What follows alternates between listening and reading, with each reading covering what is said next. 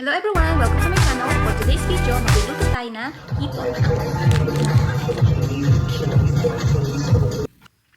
Hipon. Ang recipe ay luya at saka sesame oil.